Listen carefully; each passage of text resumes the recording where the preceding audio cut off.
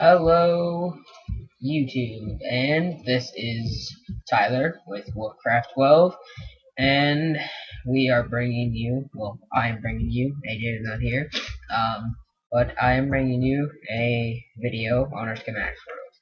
Now, I know there's a video already up on this world, but it's old, outdated.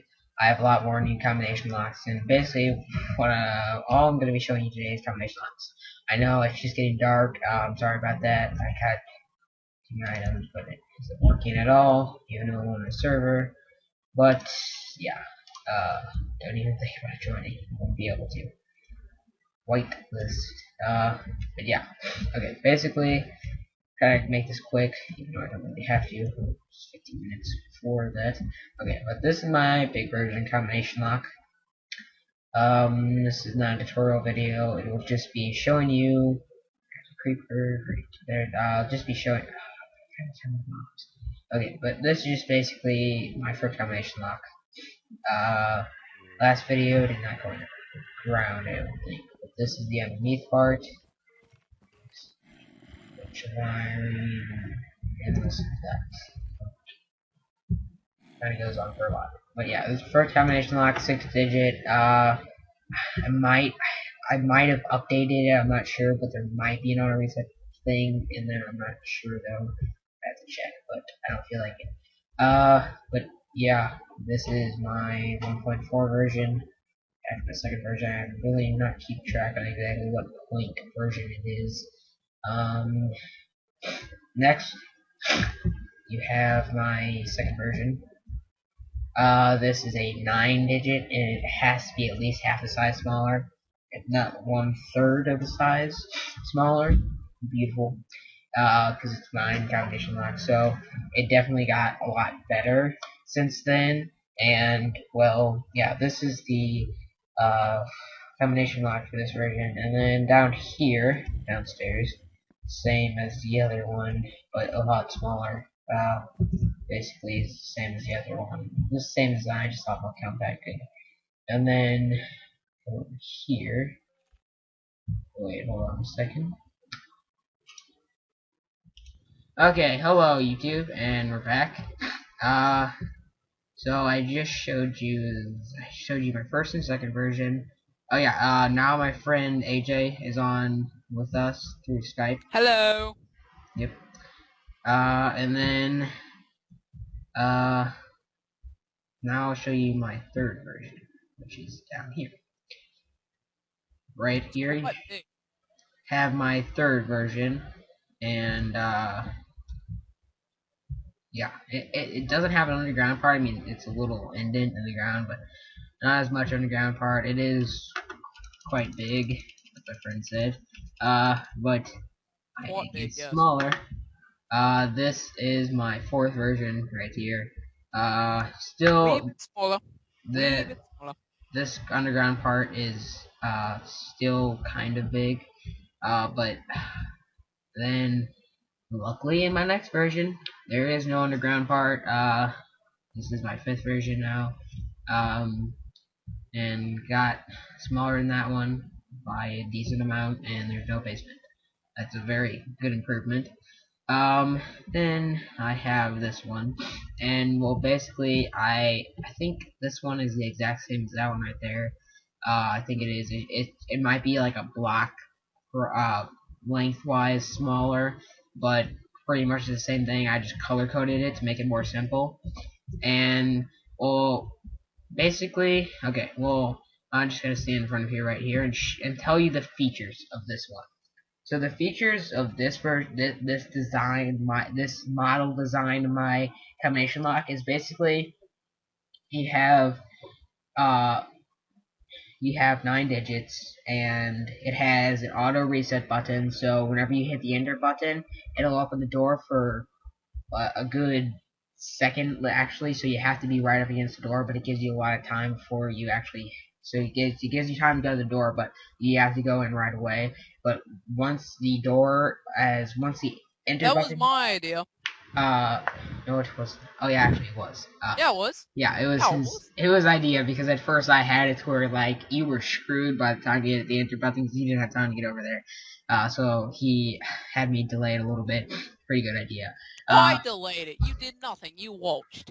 Okay, but then I put the system in here basically so that it's an auto reset system. So whenever you hit the enter button right here, which I will show you, like so for this one I have the code is 5781. So 5781. And my designs, you don't have to hit them in order. I'm working on something for that.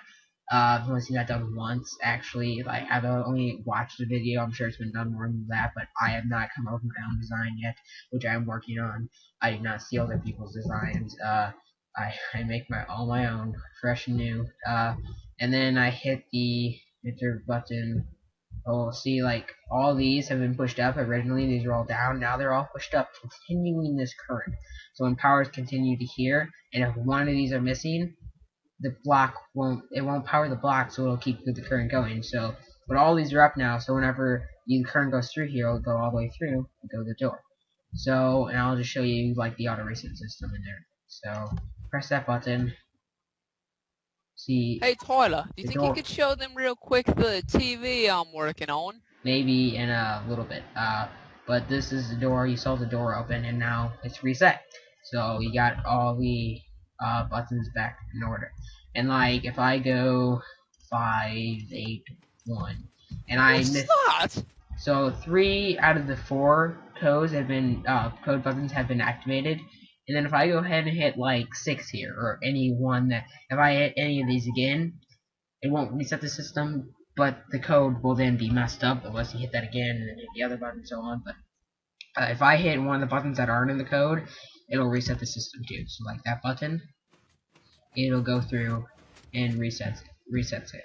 And I basically, yeah, and then like say, yeah, like once you get in the door, you don't want to have to type in a whole entire code again to get through, so you just simply press that button there. Sends the power right here, and you go out. Okay, now I'll show you my newer but bigger version. This version is bigger, probably about twice the size, but has a new feature in it. In this design, you can choose your code Does it? very easily. All you have to do is go back here and have the numbers lined up like this. They're not in order, but Oh, I thought you were gonna show them the deadbolt. oh, I will show them that too. But this is so you can easily choose your code here. And oh wait, here I'll stop on that for a second. I want to show you guys how this works. Okay, so basically, uh, this design right here, like the white is basically where the button power gets sent out of there and into this like line right here. And if you want, if like say like my one digit code is one of the codes. So I have this linked up and it goes down right there and runs out to one of these 4 right here. So these are all 4 of these are code buttons. And the rest of the buttons aren't code buttons. You get them away from there and you send them to the reset line. So whenever one of those are hit, it goes to the reset line and resets the system back here. Um, and then I will be doing a tutorial on this very soon, but I'm just showing you guys what I've gone through, my process so far in combination lock. That's basically what this video is. And then, but yeah, the reset button will, no matter if this green block right here is up or down, it will be down after the reset line goes through. And then I have it, and then like, so whenever button power is sent up, it will activate one of those up, basically, with my little T flip-flop design, or whatever you want to call that. It's not exactly a T flip, it's just a little different. And then I'll also show you my deadbolt. This was my friend's An idea. accident. Yeah, it was pretty much an accident, and then my friend had the idea. My friend had the idea. Okay, sorry about that, YouTube. I don't live by myself. I'm not that old yet, so I can't make a video without interruptions. Sorry. Yeah, this was basically an accident when we're working on another project, which I'll probably show you in another video, most likely. If I have time, I'll get to it, but I don't know. But this was an accident when we're messing with another design. We found a kind of a glitch, I guess you'd call it, and it was basically a different version of this little system, this little thing right here, and it was basically a glitch. So it was basically a deadbolt. So you could have two switches that activated the same thing. So like and the one for like the visitors or the people on the outside, they could open and shut the door or whatever, or the gate. But once the command switch was activated, they couldn't activate it anymore. So it was basically a deadbolt, so the people on the outside couldn't activate anymore. And that's basically what this is. This is a way different, more simpler version of the glitch kind of version. And then you flip that switch, and this is the enter line, so the enter power won't be able to go through from the outside code. So that's basically a deadbolt right there. It's pretty simple. It just took like put a repeater on the back of that and run the power to the piston or whatever right there. Hello, creeper. Luckily I'm on creative mode, so he can't blow up. Unless I hit him. And then this is my design for the, so you can easily change. Now with this design, I mean, it's a little bit more, it's a lot more room because you actually have to have, you can't have a bunch of the codes going in the same line to the reset line. You have to have them all set out separately. So there's a little bit more room, like twice as big. Pretty much exactly twice as big, just a little bit more actually, I think. But basically, well, how this works is like, I'll go to this last one right here. I don't know what which this is, but the power goes in here, and if the switch is up, and the switch is up, this piston will be up, and that line will go down to this line right here, which will go to the reset line. But if you have that block down, so if you have the switch down, this will be down, that this will actually activate as one of the code buttons.